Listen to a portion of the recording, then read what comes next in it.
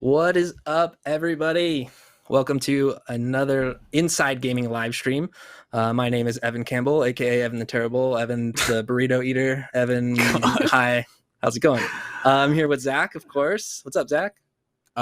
Just still trudging along through the crippling post The Last of Us depression, finding a new meaning to live every day. I am deep in it as well. And joining us today, very special guest, hailing all the way from What's Good Games, Riana. Thanks for Hi. joining us. Thanks for having me. No, I'm looking forward to talking about this. This is my first public discussion on this game, so this is going to be interesting. That makes one of us looking forward to this discussion. I'm still very much in my feelings about this game. Yep. It's a lot to take in and think about, especially, it being such a big game, large game, and well produced, and all of everything that comes with that, and as well as some of the big swings this game is taking in terms of representation and just some kind of challenging story elements. So before we get too deep into it, I just kind of wanted to get a little context of both of your histories with The Last of Us, maybe even Naughty Dog games in general. And Riana, you can go first because you're a guest.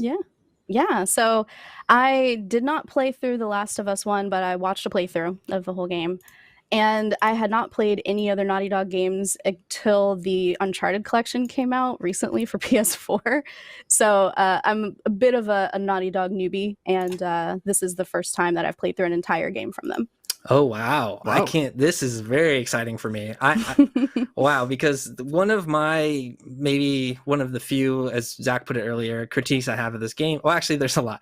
But I think there's a lot of Naughty Dog tricks in here, things that you've seen in other Naughty Dog games that are all kind of put in here, and we'll get into that later. But Zach, what's your experience with Naughty Dog, with The Last of Us?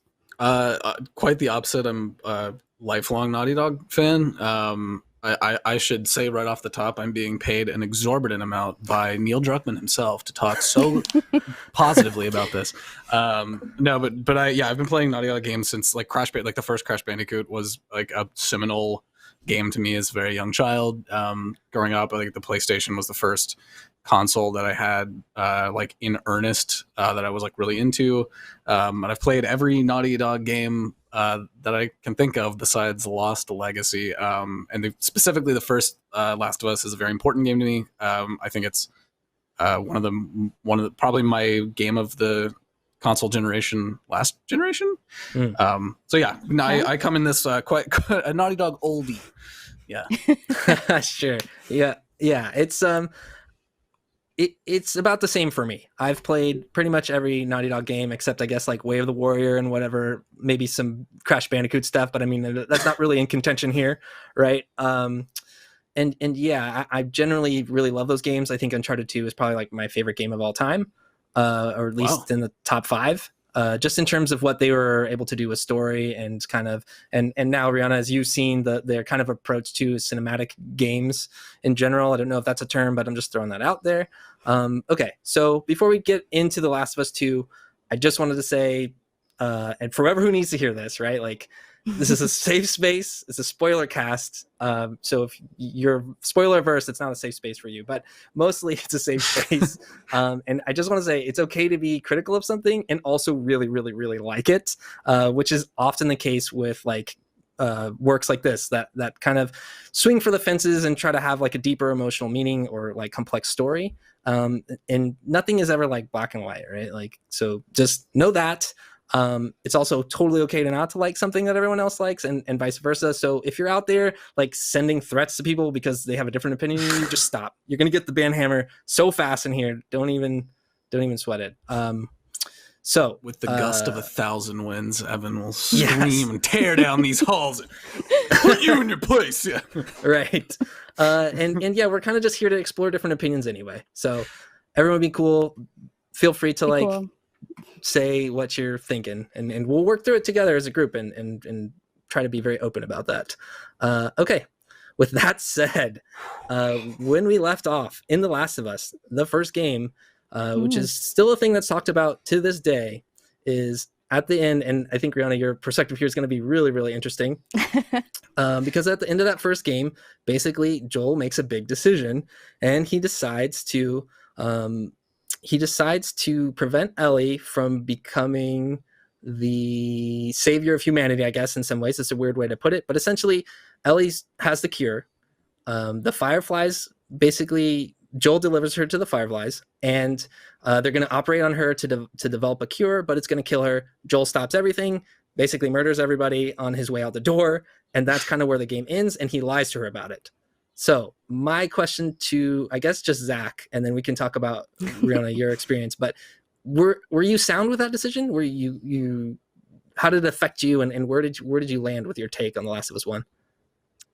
Yeah, I mean, that decision was very, I know how divisive it was. Like I remember rolling credits on that and just being like, I think the takeaway here is I'm supposed to, in equal measure, love and hate Joel and understand where he's coming from, but also deeply condemn it. And there's a line that Tommy says early in the second part where he's like, I don't know that I wouldn't have done the same thing if I was in your position, which is kind of like after all the 7 years of marinating on this, I think that's kind of where I land. Is Ellie was always like the analog to his daughter. It was like almost like he got a second shot at being a father with Ellie, and while that doesn't justify what he did or make it right, especially in removing Ellie's consent from that, it like I understand why his character chose that decision. Doesn't say no again. Doesn't mean it's the right thing to do, but I can understand why his motivation was to do that. But also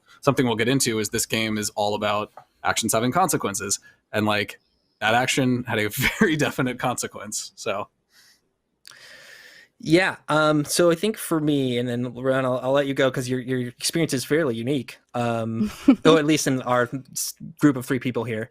For me, my take was that I know that the story says like this is the way things are, and the way it's presented, you have to kind of believe what you're being told is like, yeah, she really does have the cure. And even now, I'm still not convinced like the Fireflies would have gotten it figured out. Like it still seems like a risk to me. Like as a parent of a child, I don't, it's a weird, or 2 children, but it's a weird situation where you're kind of taking this risk. Like, how do you know the cure is actually going to work? And that's just kind of where I landed with The Last of Us. So I think like in hindsight, I feel like Joel made like a really educated decision of like, well, you could try to get this cure, but like you guys are just like holed up here in this weird hospital. Like, how do I know that any of this is going to work out? But in line with the story, like they say like this is the way it is. That was the cure. Joel made this decision to, and in doing so, like reclaims his humanity, right? Like the first Last of Us game is kind of about Joel reclaiming his humanity after experiencing extreme trauma and loss. But that's just kind of where it ends up, right? Rihanna, for you didn't know about any of that. I want to know if the beginning of this game, The Last of Us Part 2, set those stakes up for you, and was it effective? Yeah, so I didn't experience any of that firsthand as the player. I did obviously know what happened at the end of The Last of Us 1, just from watching in discourse. So my take, and this is back 7 years ago when it came out, on Joel's decision, was I was pretty much along the same lines as he was. Similar to what you just said, Evan, we didn't know that the operation would work. There was no clear yes or no on whether or not it would be successful, or if it was even possible. And in addition to that, the humanity that we saw in The Last of Us 1 didn't really seem to be overly great or worth saving. So personally, I was okay with Joel's decision in the first game. And going into the second one, I can understand, and this is kind of getting into the beginning of the story of The Last of Us 2, but I can understand Ellie's unresolved feelings about that choice and her doubting Joel and what he told her happened, and really needing to relive that for closure. So I can kind of see both sides of that decision as far as who was right and who was wrong, and should they have opened that back up for discussion. I think everybody kind of did what I would do. I think the big issue of it too, right, is like Joel didn't stop the Firefly, and there's context here, right? Like this is not like an option that he had, but in theory, he wasn't giving Ellie the choice to make the choice, right? And the way it's presented to Joel, they just said, "Hey, we're doing this. Ellie's gonna die. This is the way it has to be. You don't even have time to say bye-bye. You don't have time to like, check in with her to see if this is actually what she really wanted. These aren't even like we're not even going to show you the consent forms, right?" So yeah, they took her autonomy away completely. Absolutely, yeah. So I think that's definitely an issue with the first game, and like Joel's decision is like he also takes the decision away from her, but I can understand from his perspective, he didn't even know if that really was her decision, and that's like a big thing, right? Like you're going to die if you do this. Are you sure? You should at least get a couple of "Are you sure's" in there, I think, before you make a choice like just that. lay her on the table and get to going. Okay, cool. So that kind of sets up the first Last of Us, and we're into Last of Us 2 now. And the opening of this game kind of has Joel, he's cleaning up the guitar. He's going to give it to Ellie. We get that first ride through as Joel. And then we kind of just jump right along to eventually when you actually start playing as Ellie, she's woken up. And the start of this game, you would think, would be where that trailer started with the kind of dance hall scene. But we find out that we're starting as Ellie after that night. So the morning after. Yeah. How did this whole section land for all of you? Can I just say off the cuff that I was so happy that they put that scene at it was like one of the last things you see is in the dance hall, because I remember that being one of the first things we ever saw of the game, and just kind of being like, oh, I don't remember seeing that sequence. Did I like miss that or something? And then when the second that was like the room with the lights pop up and it looks like the PlayStation press conference from last year, I was like, oh, there we go. Like, there it is. Yeah. And so that was a cool, I appreciated the like that being one of the never ending Lord of the Rings coming, like fade to black, come up thing. So no, that was a nice little callback experience for anybody who's been paying attention to the marketing leading up to the game. Oh, sure. But, yeah. I want to talk about that for sure. I really enjoyed that first scene though. Go ahead. Sorry, Rihanna. Oh yeah, just the first scene really set the stage for the world. I really enjoyed walking around Ellie's room, seeing what I'm pretty sure are collectibles from the first game in her room, referenced here and there. I tried to click everything. I might have missed some stuff, but it was... I felt like it really put me in it, and I was immediately immersed, and I thought that was really successfully done. Yeah. I think the opening is pretty good. And we only have kind of an hour to talk about this game, so we're going to kind of rush through. And I think Snowball Fight was great. All of that stuff is super fun, like Naughty Dog style, in terms of like presentation and like giving you this environment where you're not just like shooting stuff in a game that's primarily about shooting stuff. So the flip side for like Naughty Dog games is usually you get that like after you shot a bunch of people, and in this game it just starts with that. So it's an interesting dynamic. I think about the introduction to The Last of Us 2 specifically, where it starts with like Drake all shot up on a train, right? And then you eventually figure out how that happened, and it's like this incredible set piece. And in this, it's like you have like these really slow moving moments through the environment. But let's talk about what everybody wants to discuss. I'm sure and here comes the spoiler. Zach, if you don't mind sounding the spoiler horn for us. Oh, here we go. Sounding the spoiler. Okay, what I got around here. This could work. Do you do this with the tool or your body? Okay, we've got it. So here come the big spoilers. Let's talk about Joel's murder and kind of that whole section, right? I think one of the largest criticisms that I've seen online and in terms of people being frustrated with this game is that they felt misled by the marketing that Joel would be in this game for a good chunk of it, playable, however it may be. One of the other criticisms about Joel's murder is that he never would have put himself in that situation to be murdered in the first place. Which, you can go back and forth on some of these things. I just kind of want to put them out there so people know that we know about them and that we're going to kind of talk about them. We're aware. Right. And I think there's probably a couple others that I'm missing, but essentially what we should probably talk about is how did you feel this was handled? And, were you surprised? Were you stricken? I got it spoiled for me like 10 minutes before I got to that part in our own comments on a video that we did, an interview with Troy Baker. Actually, it's very ironic. Someone just posted the spoils in there, and don't post spoilers, y'all. Come on. So that was for me, but for Zach or Rihanna, what was the chalet, the chateau, Chateau, yeah, the ski lift situation? Yeah, I mean, so first of all, like in regards to like the bait and switch that everybody's mad about, that's not like an especially new thing in any form of marketing. Like that's very much the case frequently. I actually kind of didn't mind it. I saw it as more of, my glass was a little more half full, where I was like, oh, they like Metal Gear Solid 2'd us, where it's like, yeah, you're not playing a Snake the whole game, which I don't know. I thought that was a cool thing. But as far as the actual death of Joel, it makes sense to me. Again, like I said earlier, this is a game that is all about like an eye for an eye, consequences for your actions. Joel chose, whether you agreed or disagreed with him, he chose in the first game to act, and this is the follow-up, and this game makes no qualms about that, and it does the kind of thing that, you know, it made me think of like a story like Game of Thrones or something, where you would see all sides of a story and empathize with like the bad guys just as much as the good guys.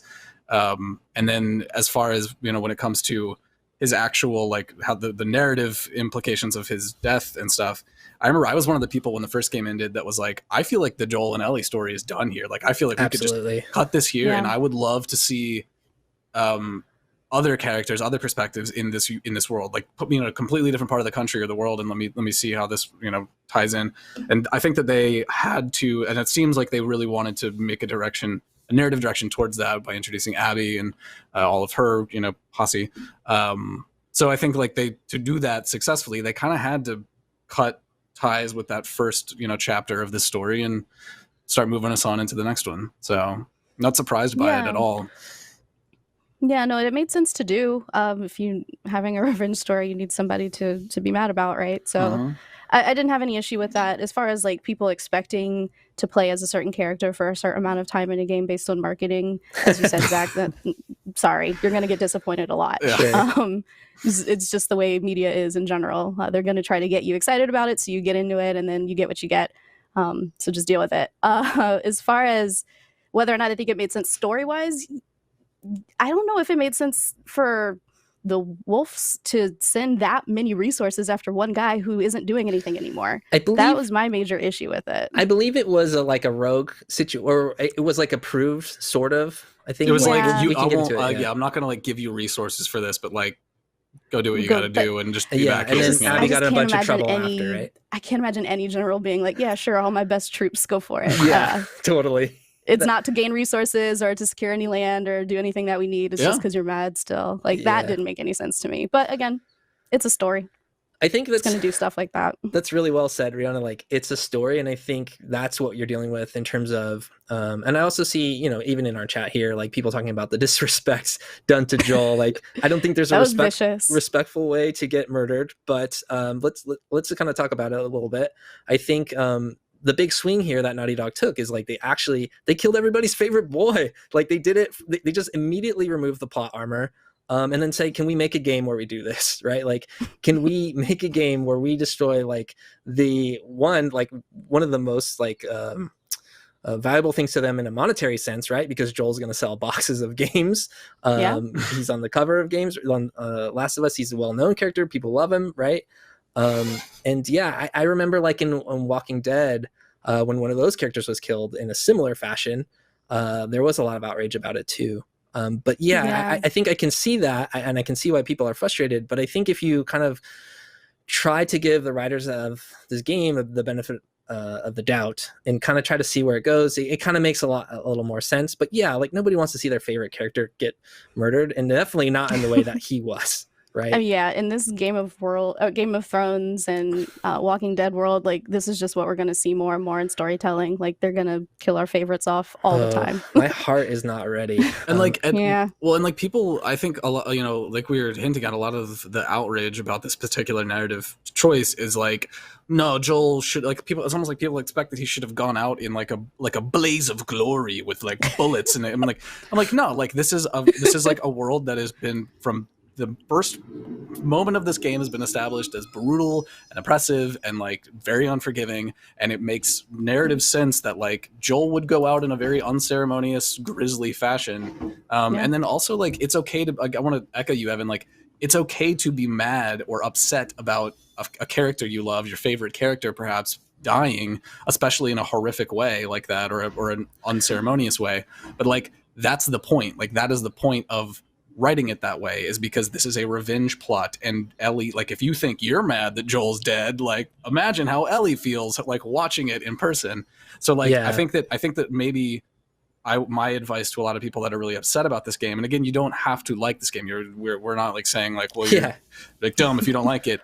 I don't even know if I like it. Like, I don't know if I like it. Fair. Still like deep as somebody who I'm landing on the I do like this side of the fence. Like my advice would be like, you know, if you're getting mad, if you're getting upset at the way that Joel died, like maybe that's the point. Like maybe that is Naughty Dog's attempt to enrage you, to put you in the same shoes as Ellie and be like, this is, that happens a couple times in this game. Yes, and I think that a fair criticism of that style and just in general and things that I think are fair criticisms of the first Last of Us is that can feel very manipulative. Like as a writer, like, oh, we're gonna hook him, like, oh, here's the dog, and you know that dog's gonna die, like, you know what I mean? Like they set up the pins and then they just kind of knock them down in a way. And I think if you get too much of that, it kind of does feel manipulative, and that feels like it can feel like bad writing, or it can feel, you know, it can make you feel kind of cheated in a weird way of like, okay, like great, like I saw this coming, especially when it's predictable, right? And I think that's a fair criticism, but I'm still not convinced if, you know, even like building out an outline for kind of this discussion and thinking about the game for the last couple of days, like I'm not even sure where I land on it. Like I'm still kind of working through it and trying to figure out what I think, but because I do think it sucks, but also my experience is tainted by like that part was spoiled for me before I got there. Yeah, that sucks. So like my expectations and like the whole premise of the game is kind of in a weird spot for me, and it was affecting, I think, just seeing violence like that well depicted, I guess, or that like polished is affecting to probably anyone. So I think there's definitely anger, but do you think the whole premise of the game, like this revenge plot, this tale of revenge, does it work? Like, were you behind it? Were you like, okay, let's get these wolves who murdered Joel? Because I don't think that I bought in all the way. I didn't. Not because I didn't have any strong connection to Joel or really abhor watching that scene, which I did in both cases. It more so, again, I would weigh pros and cons differently than people in these games have. And does it make sense to leave everyone else that you also love in order to kill people who, again, are gone already? Like they're already out. They're not attacking you. They're not at your doorstep. I don't know. It didn't feel like a choice I would have made. So at that point, my immersion was broken, and I was just playing a video game. Yeah. From there on out. That's really fair. Zax, before I jump in, what would you like to say? Do you have anything? No, please. Yeah, I'm curious to see what you think. Yeah, for me, I think a large point of the first game was like kind of describing actually how hard that first trek across the country really was, like how like impossible it was supposed to be. And this game kind of deals away a lot with a lot of the like the fungus threat, the zombie threat. And it just kind of uses it when it makes like cool set pieces and almost to a tiring degree where it's like, okay, I know I'm going to end up in the basement of one of these buildings eventually, because that's just where these monsters hang out. And this is a video game, and there has to be like an exciting part like that.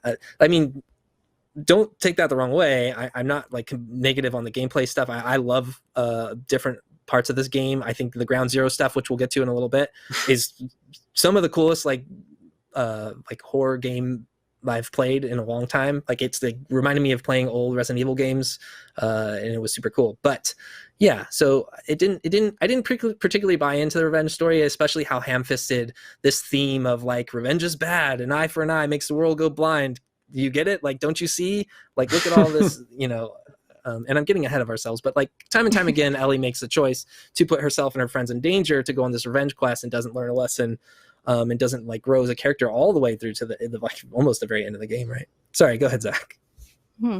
No, I mean, I fully agree with you there. Like, I do think some of the like actual building blocks of making that revenge story work are a little ham-fisted, and they're definitely not as, like Ellie. I agree with you that you are kind of, by the end of the game, you are really pretty beaten over the head by the idea that, like, okay, we get it. Like, revenge is not the thing. When I don't listen to Tommy, but like at the same time, like I can't help but see this as and like a larger narrative arc of what I suppose will be at the very least a trilogy.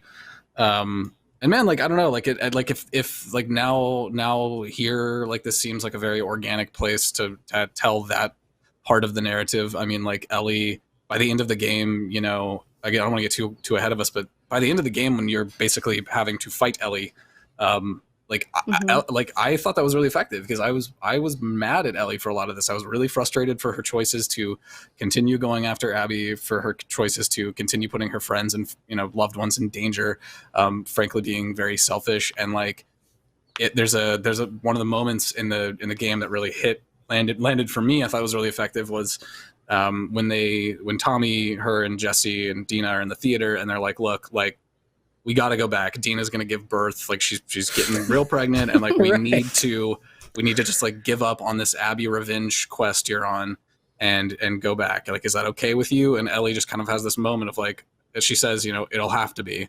And I was like, okay, cool. Like she's learned here. She's like got like this feels like she knows that she's disappointed, but like more things are at stake. And then immediately that unravels with, their timing being awful with Abby coming in. But like that made that particular part land really well for me, because I was, as ham-fisted as I think that revenge armor could get, there were moments like that to kind of ground it again and be like, no, Ellie's still, that sweet kind of like rough and tumble girl from the first game that we love.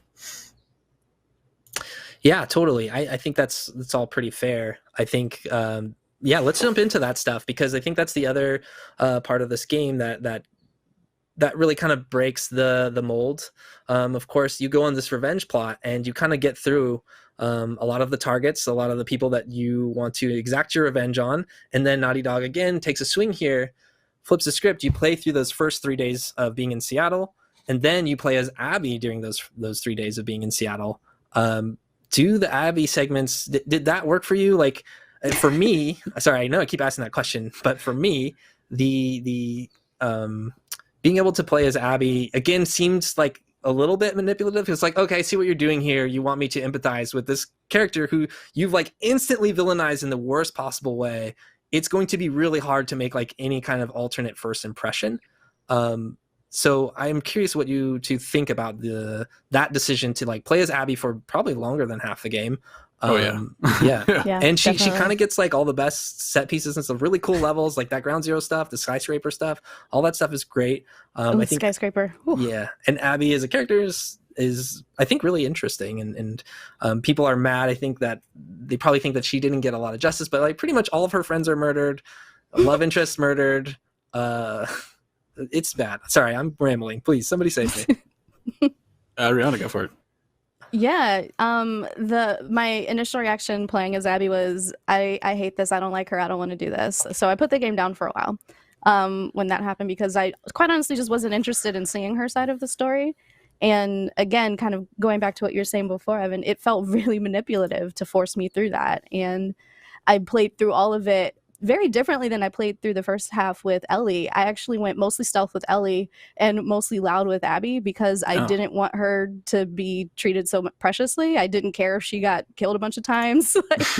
It actually changed my play style, which was maybe the first time that a character selection in a game changed the way I played it in a narrative game, which was actually really interesting. But I did eventually come around to like some of the characters around Abby. Still don't 100% agree with the way that she does things, but Sure. I did have more empathy for the character by the end of it. Obviously, like going into lots of spoilers for the very end, it's shown that Abby cares more about somebody else than herself finally, which I thought was a really great end to her arc. But I didn't really like it for the majority of the time, just because I didn't like her. Yeah, I didn't like that I had to reset all my skills. I was not happy about that. But that's a little bit shallow in terms of what we're talking about here. I don't think that's like, no, because to your to answer your question, but like to proceed that, like you brought up you're annoyed about having to reset your skills and stuff, and that's a totally valid complaint, because part of like something that we have, I hope we don't also shy away from here, is talking about the actual mechanics of this game and like how it plays and how fun it is to play moment to moment.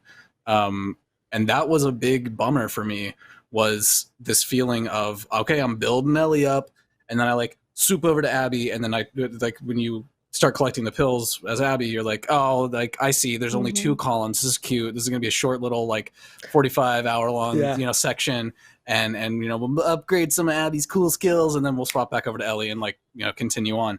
And then it just kept adding new skill trees to the thing, and I was like, holy shit, okay, all right, I guess I'll start like investing shit in Abby. I guess I'll start like making her weapons better and whatever. And then by the time I got back to Ellie, in that very final like part of the act, like I'd forgotten like a lot of the Ellie playstyle stuff. So like I forgot that you don't need to make shivs. She's got the knife always. Yeah. I forgot that she does like trip mines, and I started to really miss the pipe bombs, being able to have 2 pipe bombs for one crafting. And so like all of that is, I think those are very valid complaints about maybe there could have been a better way to kind of balance each other's player out, like the actual play style. But like Rihanna, you bring up an exceedingly good point about how I agree with you. I don't think a narrative choice has ever made me have a different play style based on what character I was playing, because I feel you. Like when I started, I was like, I don't give a fuck about Abby. She's this snotty, like kind of like, oh, I'm an angry, like strong girl, and I'm like, no, like I don't like you. Like you killed Joel. Fuck you. And Evan, you said it very well. It's like, if you want to introduce a character to be hated, what better way to do it than to kill Joel off? And I think that's what makes Abby's whole stretch of the game so like visceral and heartbreaking, and like why that stood out to me more than honestly most of the Ellie stuff, because those are the moments of this game that I will remember the feeling of like years from now, because Abby went through some shit. Abby was beaten to her core and beaten down and rock bottomed a bajillion times, and slowly and surely over the course of very methodical storytelling and environmental storytelling and gameplay and very well-paced dialogue, you start to be like, okay, maybe Abby's not like the worst person. Okay, maybe Abby's okay. And like by the time you're up in the skyscraper and you're literally, the camera is giving you the sense of her vertigo if you look down too far. Like, yeah, that part got me. She like the whole skyscraper sequence is a moment that really clicked for me, because I was like, okay, she is very fallible. She is freaking the fuck out here. She's trying to get this kid to like, are you crazy? I can't do this. And like, and it sets up the descent down the hotel to be like, okay, I really started to just open up and vibe with Abby here, and like her fears, and like I know I'm starting to get what makes her tick. And then they just throw her into like the depths of hell, trying to get from the top to the bottom of the hotel in the descent, and then taking that into, we'll talk about later, into the ground zero chapter. But I don't know. I think I come out at the end of this game liking Abby more than Ellie. Like, yeah, I think it's definitely hard to root for Ellie once, and we can just jump around too. It's okay. We don't have to go canonically here. I think it's hard to root for Ellie especially when she makes that choice to go back out revenging. Just because Tommy was like, yo, like go finish that thing, and she's like, oh yeah, sure, I'll leave all this behind and we'll talk about the farm. But I think it's hard to root for a character who, when she fights Abby the last time, Abby's been tortured for what, 2 or 3 months or something at that point. 2 months, there's no way she could possibly put up like a fair fight. Ellie also has a knife. She's like in a position of power. She's got the advantage, and it's really hard, just kind of like, even if it is for revenge or whatever, like by the time you get there, it's just kind of like, I don't know, it wasn't I don't know if I'm affected because it worked, like the storytelling of empathizing with Abby worked for me, or if it's just because they made Ellie out to be kind of lousy by the end of that game, right? And I don't know if that's like, for me, what I'm in my feelings about is like, is this the way that Ellie would have acted? Is this true to the character that they were writing before, and does it follow through? And it answers those questions. I know probably it never will, but I think that's where it landed for me, between that empathy situation for Abby. Yeah, that last scene was really, really tough, that last fight. Yeah. And the audio direction, really great, because every slice cut me. Like, it was so hard to get through that. Very visceral, but again, very manipulative. And there's a lot of shit going down in the world right now. I didn't really want to feel that. So was it great in its effect? Yes. Was it great in the way I walked away from it? Absolutely not. I did not enjoy that feeling. Yeah, at all. I was kind of over it. I was like, come on, Ellie, like this is Yeah. ridiculous. Like I don't know if I buy that whole Tommy arc either, because for me, I think that Tommy just kind of in this particular story just does whatever Naughty Dog needs him to do to push the story. Because in the first Last of Us, he wasn't even happy to see Joel. Like he was like, dude, what are you doing here? I've found like a safe place and like figured my shit out. You need to leave, basically. Yeah. And in this game, they've kind of made up, and now it's like, oh, you killed my brother, even though like he knows the stakes. Like him and Joel used to run around and do all these bad things and hurt people in really bad ways. And still he's all about this like this revenge. So I don't know if I bought into any of that either. Yeah, that's a fair criticism. I guess for Abby stuff, the other big talking point that I kind of wanted to address, and it's going to be a bit of a sensitive subject for y'all. So if you're in the chat, just mature up here and Be cool. yeah, be cool. But yeah, I think one thing that I definitely want to address is the game has gotten a lot of criticism. Well, first, let's start at the beginning. When the leaks happened, people were pissed because I don't know. Rihanna, do you have a good way to put this? So I didn't see the leak, so I was a little bit left in the dark on that. So what I basically boiled it down to is like people were pissed that you play as Ellie mostly and she's gay. Okay. So there's bigotry there. Also over that there's it, like yeah. I think a lot of people assume that Abby is trans and she's not, as far as we know. And I think people were like really pissed about that. And a lot of the criticisms from like the darker parts of the internet are just like, this is SJW garbage, blah, blah, blah. Okay. So yeah, just those are the stakes, right? And I think that really sucks. Obviously, that viewpoint is not very valid because none of those people played the game and they don't really know what's going on. So, and I think what surprised me, and I shouldn't have been surprised, I guess, is after the game released, there was actually criticism from the trans community, from other game reviewers and things about the way a particular character was handled, and that's Lev and his sister Yara.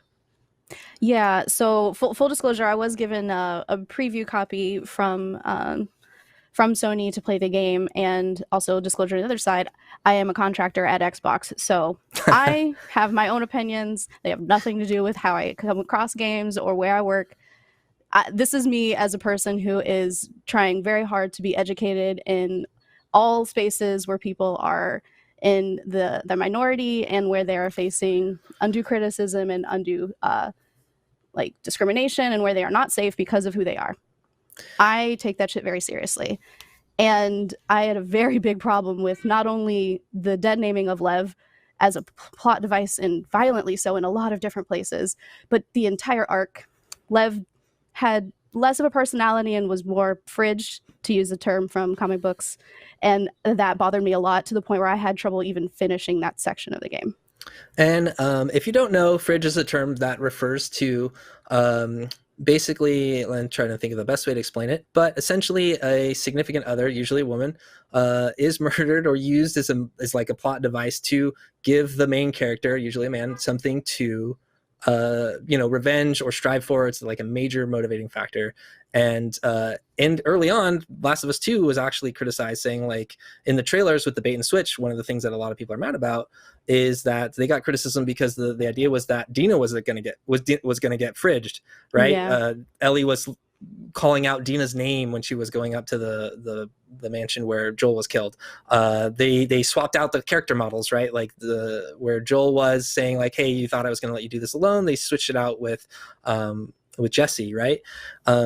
And so it turned out like what you're saying, not to get too off track, I think is very valid. I think one of the things people usually counter with is like, well, this video game has a very violent and awful world, and of course violent and awful things are going to happen to people. But to help everyone kind of understand where these criticisms are coming from, for a trans character, this is kind of a thing that happens a lot in media, where they're kind of just used in this way, right? Like that's it feels exploitative, and it's forcing a lot of people to relive a trauma that was not disclosed. There was no content warning. No one could mention it in reviews, and that is straight up dangerous for some people, and that's what I had the major reaction to. Yes, yeah. Dead naming can be dangerous for people in real life. So, Yes. so encountering that in a video game could be really, a really big bummer to come across, especially if you're doing this thing as a form of escapism or whatever. But I think the important thing to know about like this type of criticism is that Lev's violence is specifically related not to him being in a violent world, but because he's trans, right? Like he has to kill his mom because she attacks him because he's trans. He's excommunicated from his community because he's trans, basically, and tries to express that. So I think that's like one of the major takeaways you should know about, like if you're thinking about this game in a critical way, and try not to dismiss those criticisms, right? Because there's definitely a lot of writing out there about this stuff, and you can look into all of it. So I will say, for me, I almost missed the dead naming, and I don't know if this is because I was like crunching for a review, but very possible. It's hard to play through this game quickly. Yes, when it happens, I thought it was just a term that the Seraphites use just to like call people who run away or something like that. But I was probably lacking a lot of sleep at that point, and almost like missed that whole point, which is another thing. So maybe like if the story here is weak in that way and didn't communicate it quite clearly enough, I think it's a fair criticism to say like, yo, Naughty Dog, you could have handled this character and like just representation way better. I look at like as someone who's I have a very limited scope of opinion on this in context as not a trans person myself, but I it's funny because like I understand all of these points being made, and I kind of sit kind of right in the middle, and Evan, I feel you where like, and again, maybe it was just like burnout at that point, but I totally didn't even pick up on the fact that they kept screaming Lily, the Seraphites kept screaming Lily at Lev, as like I was thinking of it as like sunflower or whatever, like you like that's the name for a child in that cult or something, and then it like clicked that it was like, oh no, they're calling her dead name. And for me, that made me like get behind Lev even more, being like, nah, like fuck these people, like they're intentionally. She's like definitely made you hate them more. Exactly, and it's like, and like look, like Last of Us is like most video games, you kill hordes of people of all different backgrounds and whatever, and then like there's that cutscene where you kill the one person, and it's like, oh, I feel so bad. It's like the Vita girl, right? Like that's you're like, oh fuck, I feel really bad for killing the fellow gamer, but like also you've also slaughtered like a bajillion people up to that point, and you will continue to do so. But specifically with that part with Lev, like that again, and this is all said as somebody who is not trans, but from a perspective of somebody trying to appreciate that perspective, like I thought that was a very effective thing to do to make you fucking hate the Seraphites and be like, she was like, here's who I am. I'm sorry, excuse me. Yes, I'm still careful here. I know exactly. It is a fictional character, but yeah, just exactly. To be clear, like you shouldn't use the dead name, and then just make sure that the pronouns are exactly lined up. Yes, and that is part of like the playing through it where you start to be like, okay, cool, like Lev's you don't really know this character very well. I'm putting a lot of my life in their hands, trying to get to this thing to save this person who I barely know, Yara, and like that also speaks a lot to Abby's character. But by the time Lev and you are going through the Seraphite camp, I mean, you can tell there's just like a visceral hatred for Lev, being like, we don't like, Lev's like, here's who I am, here's my identity, and they're like, no, we wholeheartedly reject it. Like you will be called Lily to us. You are still Lily in our eyes. And I, as somebody who grew up in a kind of a fairly religious background, and I know plenty of those people who would, if you came back to your hometown and were like, hey, please don't use my dead name, they'd be like, well, fuck you. Like that's who I know you as.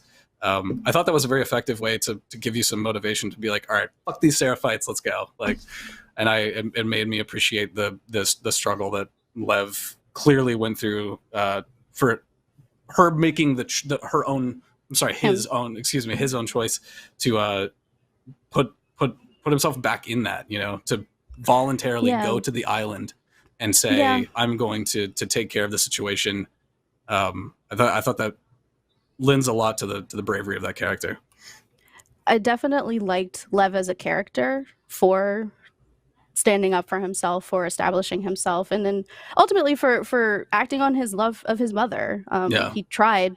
That didn't go down very well, as we saw. I just, to expect players to relive those moments for the audience that has gone through trauma related to that, it felt very irresponsible to not give any kind of warning.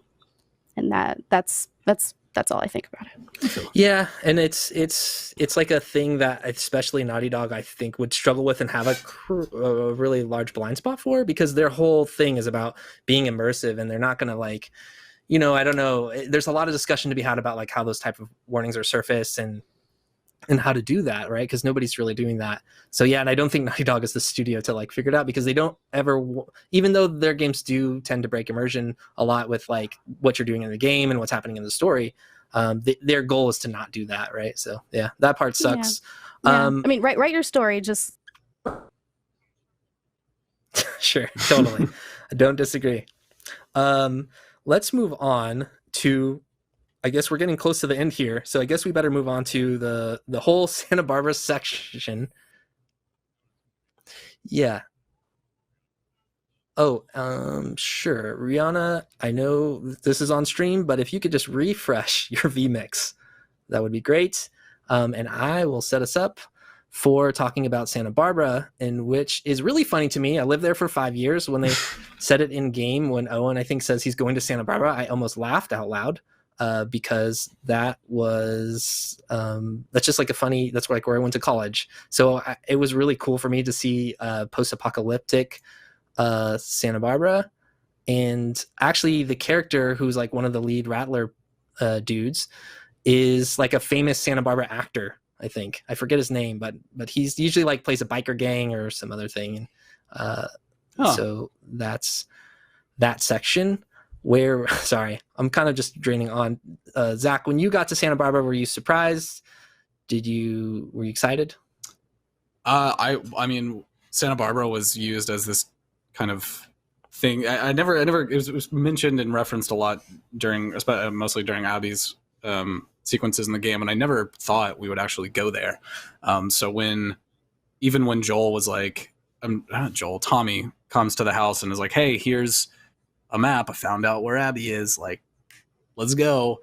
I was like, oh no, I mean, that's not what Ellie's grown past this, she's got a family and a child now, no, we're good. Anyways, long-winded thing. I appreciate the importance of that section. I appreciate that they were able to really pull the tail end of that game out way longer than I thought they would. I thought it was getting a little long in the tooth at that point. Like, I fully expected there's the moment where they reveal the Catalina Island thing when the Fireflies are there, which, by the way, like totally unrelated. There was like somewhere random in the early game, we were just thinking about like, wonder what the next place will be and whatever, and I it's like, how fun would it be to see Catalina Island, like, but like as depicted in the world of The Last of Us, never thinking that would ever be a thing or on any radar of the narrative, and lo and behold, and it's like, one of the numbers is the Catalina Island outpost. I was like, oh, wait, shit. And then that's the one that answers. He's like, get to Catalina Island. I'm like, oh, this is perfect. They're like in Santa Barbara. They're like, it's right there. And I was what I thought was going to be the last part of the game, and then cut to credits, was Abby and Lev crawling out of under the door of the garage. And then you get ambushed, because this game trains you that when you're crawling through a small space, you're going to get ambushed the second you get on the other side. I thought it was going to be Ellie grabbing Abby, like throwing her to the ground and being like, not so fast. And then like credits. No, that's not what happened. Not at all. No, that was a nice, I guess, bait and switch, where all of a sudden, like, oh, guess what? There's a new enemy. Surprise! No, it's the very end of the game, but here you go. Like, They did the Okay. Breaking Bad route of introduce late game biker gang as the Yeah. ultimate enemy. Yeah, and for a few moments, I don't remember the character's name, but there was a friend of Joel's in the first game who lived in like this town and had the whole town trapped up. Yeah. And they Bill. became Bill. Bill. Thank you. For a Yeah. second, I thought they looked similar, and I was like, "Is this Bill?" But I was like, "Wait a minute, no, that's not possible." So I was very confused for the first few moments when we met the Rattlers or the Rattlesnakes? or something like Rattlers. that. Yeah, the Rattlers. Rattlesome. Yeah. Yo, I'm back. Rattlers. I think so. I saw someone in the chat ask me if I recognize the big round building, and I think it's supposed to be one of the larger hotels that are around there. But the train station is spot on. It's like that's exactly the train station. They did some weird stuff where like the coast you start in is actually like a place you can see from the freeway on the 101, and Mhm. then you go to basically what's called East Beach, and there's like a big hotel. There's big hotel stuff going on over there in Santa Barbara. But yeah, it's so funny because Santa Barbara's thought of as like a liberal town, but there are a lot of rich people there. So it's funny that their post-apocalypse like had slaves, I guess. Like, I don't know. It isn't a really thing that we've faced in the Last of Us universe before. There's some hints that they're like also cannibalists, which I thought was kind of interesting. But yeah, I think that whole section is I agree, Zach. Like long in the tooth, like we kind of talked about before. You know, I don't know if I like buy into that Ellie would have actually went back, and we kind of skipped over the farm, but it's okay because we're short on time. I kind of want to get everybody's closing thoughts. Sorry, my dog is going insane over there. It's okay, we can't hear her. Closing thoughts. The Seattle representation, just to kind of echo your breakdown of the landmarks that you're aware of. The Seattle representation was pretty cool. I walked up my bus route because I live in Seattle, so I was like, oh yeah, this is where I used to take the bus before quarantine. And I saw like the courthouse is like right across from the library. I'm like, I've been there all the time. Like that was really neat. They did a very good job of that. Obviously, they changed some names because you can't use It's not the proprietary names. Cheesecake Factory now. Right. But being from Seattle, like that was pretty cool. I recognize this game's good qualities. I did not enjoy playing it. That's kind of my final thoughts. Yeah, I can totally relate to that. Zach, go ahead. I think I probably had the most positive experience of the three of us. I really loved the narrative. I thought the gameplay, I think we kind of really mostly focused on the narrative today, but because it's really hard to talk about this game in like an hour, but Yeah. you could do an entire show episode just based off of the actual mechanics of this game, and I think they're spot on. I think they did. The movement feels very fluid, and like the amount of animations working in concert to get yourself through the environment in a way that you control but is still compelling is amazing. I think this game feels very much like Uncharted 4 in that Naughty Dog was like, well, let's take a legacy IP and like fucking bring it into the next gen and like give it just the quality of life everywhere and make it feel really good to play. And then I would be remiss if I didn't take a second to say, like, my favorite part about the first game was the whole sequence with Ish, the preschool in the sewers. And that to me was just such a wonderful example of how, like, because Last of Us is the first game I can think of that it was on my radar that just knocked environmental storytelling out of the park. And that I took that into this game. It's why it took me so long to get through it. It was like 36 hours when I was done with it, because I just was stopping to look at everything, read everything, look at all the posters, look at the hero cards.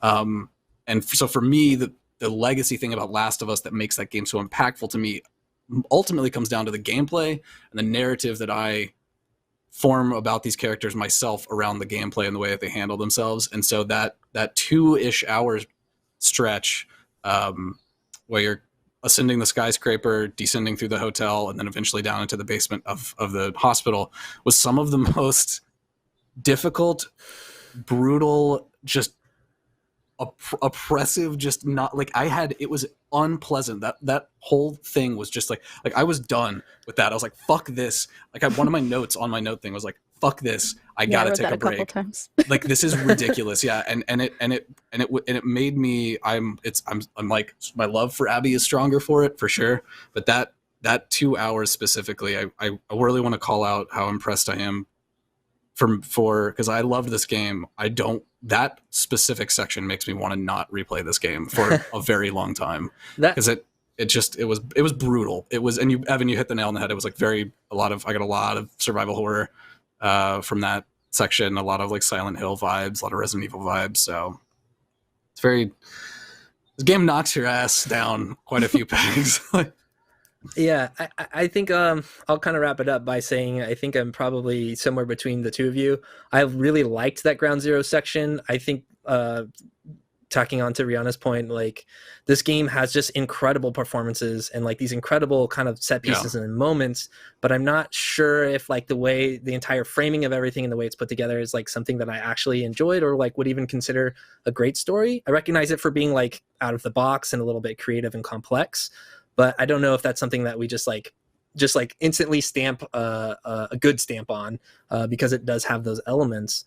And it's heavy subject matter, and I think like these criticisms do stand against Naughty Dog in a way. I think there is a lot of things in here for shock value, and I don't think that can be considered good writing to an extent. But this game, like the thing I keep coming back to is I do keep feeling different things about this game. It's still in my mind, like I still think about it kind of regularly, and maybe that's just because of the viscera and like how graphic it is, but also I think what they've got here is certainly interesting, right, in terms of story and trying to have you play things from the villain side. I just don't know if they nailed it right on the head. But yeah, like I don't know if I want to play this game again. I'm still kind of thinking about it. Like beyond not wanting to play this game again for my narrative qualms, there are some like very serious gameplay qualms I had with like I felt like I spent half the game looking onto the floor and countertops because like my OCD was just kicking in crazy, being like I have got to get everything that I pick up and whatever. And I found myself doing a very similar thing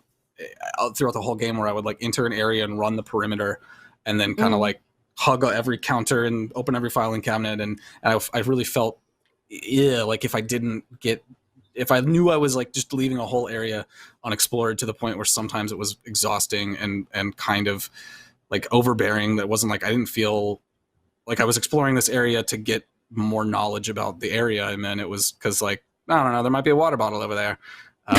But the attention to detail also, at the very least, if that is part of this game's mechanics, at least the attention to detail is just like, every thread of this game is like the details spot on, just even to the fact that like you use an oil lamp at the gun stations on the Seraphite Island instead of a light bulb, just stuff like that. There's some really great light touches there, and even like the side stories like that you can choose to see or not see, and like the notes and the way Ellie like drafts little pictures and doodles in her journal. Like there's just a lot of love and care and texture in it. So like there are a lot of things that are really great about the game. Yeah. I don't want it to seem like I'm like, oh, no, definitely. I think we could all like say this game is like from a product perspective. I mean, it's just absolutely an astounding product. Like it is just whether you love or hate the story or whether you love or hate the gameplay, like the fact that all of these things came together in such a massive form, in such a like cohesive package. It's fucking impressive. Yeah. It's an impressive game. And the accessibility options are phenomenal. The accessibility are, yes, like every future game needs to take notes from this game's accessibility options. They are very thorough. Absolutely. Yeah, I think the thing I would say is I probably walked away not liking either. I mean, that's maybe too strong of a word, but not really caring for the decisions that Abby and Ellie make. And of course they are human, and then that's maybe what's communicated through here the best. But yeah, like I'm just going to be wallowing in it. I'm going to be deep in my feelings about this game for probably a year or so. Does anyone have anything else they want to add? All right. Well, that's everything. I guess if that's it, let's call it a day. Thank you everybody in the chat for kind of listening in. Sorry if we didn't get to cover a topic or something that you mentioned. You can feel free to hit me up on Twitter, and I'll discourse with you if you really, really need to. But other than that, Rihanna, do you have anything you want to plug before we get out of here? Yeah, I'll be talking more about my thoughts on the game and maybe some of the bits that we weren't able to get to today on an upcoming episode, SPOILERCAST of What's Good Games. So you can find us at What's Good Games or What's Good _ games. And my personal Twitter is at Rihanna Tweets Now. If you wanted to ask for more input from me, I guess I'll start talking about it now. But You don't I'm have just to gonna put warn yourself you. out there in that way. It's okay. I know It's not all brutal. great. It's not all great out there. No worries. And Zach, if you want to do your own personal sign off, let's do it. Yeah, I just want to say, go check out What's Good Games. You might have never heard of them. What's Good Games on Twitter, Instagram, Facebook. Yeah, watch the dailies. Thanks for hanging out with us, Riana. This is really cool. Hope we get to do more stuff like this. This is fun. Yeah, it was a good chat. All right. Thank you so much, everyone. And I guess we'll see you next time. Bottom line. Yeah, ever since spoilers to the game leaked earlier this year, there's been a pretty big online backlash with some people accusing Naughty Dog of taking the franchise in a direction they did not want it to go. Oh no. If you don't believe us, just read the comments on this video. We salute you, brave culture warriors, and we thank you for your service. Thanks.